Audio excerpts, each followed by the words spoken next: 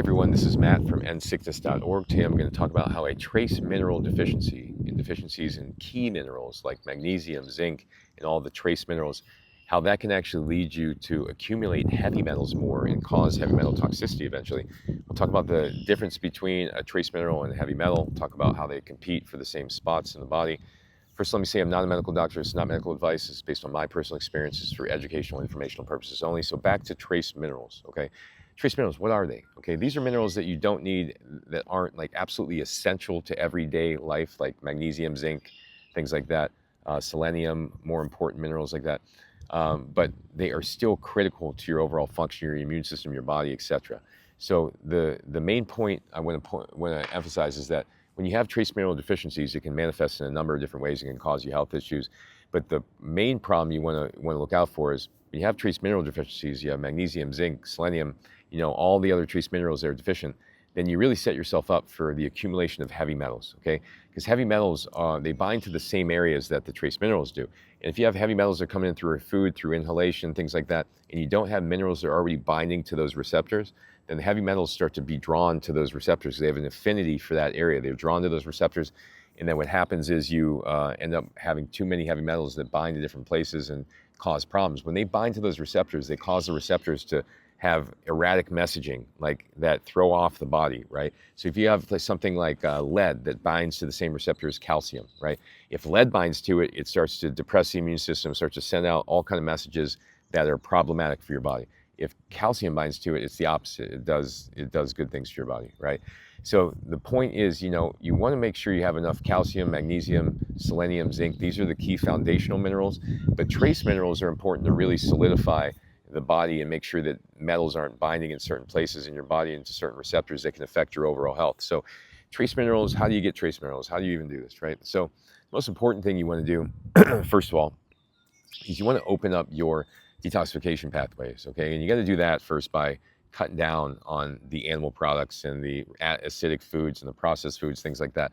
Once you get down on the meat, the eggs, you get rid of the gluten, the dairy, the excess meat, etc., then you start to have thinner blood. You'll start to have a better chance of absorbing this stuff in the first place. And, then your cells will actually be open to receiving in nutrients and getting rid of things. And you'll have a chance to actually overcome these trace mineral deficiencies. Until you change your diet to support mineral metabolism, through the consumption of more plants, you're going to be stuck in a place where you're going to kind of often have these mineral deficiencies that'll persist. So the way to be able to go ahead and move past that, once you get the diet set up, then you move into how do I restore trace minerals? Well, first you restore the key minerals because those are always the most important. You want to do a plant-based magnesium, something like a magnesium derived from marine algae. It's called aquamin. You could look up marine algae magnesium from Nature's Answer. That is probably one of the best ones because you got to get your magnesium levels right or everything else will be wrong, right? Next thing is you got zinc from Triquetra Health, another great product from Triquetra Health, zinc. Selenium from Triquetra Health, okay? Those are both plant derived. They are not synthetic, okay? These things all can help restore the key minerals, okay? You got your magnesium that has a little bit of calcium in it.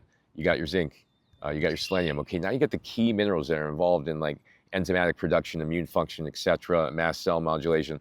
Now what we do is we go ahead and we focus on the trace minerals, and you do that through fulvic acid. Okay, fulvic acid is going to be the best solution. You can also look at something like a sea moss.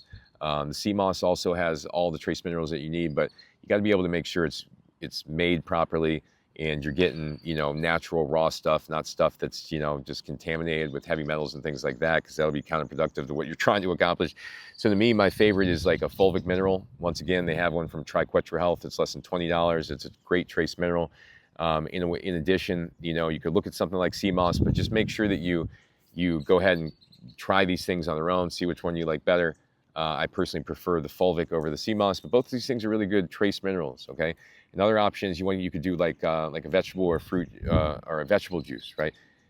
You could do fruit juices, smoothies, vegetable juices, just as long as they're relatively fresh. You do a fresh juice, or you do like some raw fruits, some frozen fruits together. You put all these together, you get your minerals from your fruits and your vegetables. That's going to be key as well. Okay, so you can use the the key minerals like I talked about, your magnesium, zinc, selenium, and you use your trace minerals through the products. And then you make sure you're getting liquid minerals through your foods, right? These things are all critical. If you do that consistently, what will happen is these things will bind to the receptors that the heavy metals are going to bind to. And when the heavy metals come into the body, they'll just leave the body, right? They won't store, they won't bind to the receptors. The affinity won't be as strong because they're already bound to by these trace minerals. And that is the key to being able to keep your heavy metal levels low, is having enough trace minerals, in your body at all times, and having enough minerals to compete with those receptor sites so that the heavy metals don't lock in and start to cause erratic messaging and immune function. So if you want to go ahead and overcome heavy metal toxicity, you want to prevent heavy metal toxicity, you got to do it through restoring your minerals. And that is because, as I said, they bind to the same receptor sites. And if you get the minerals right, then you can keep your heavy metals from accumulating.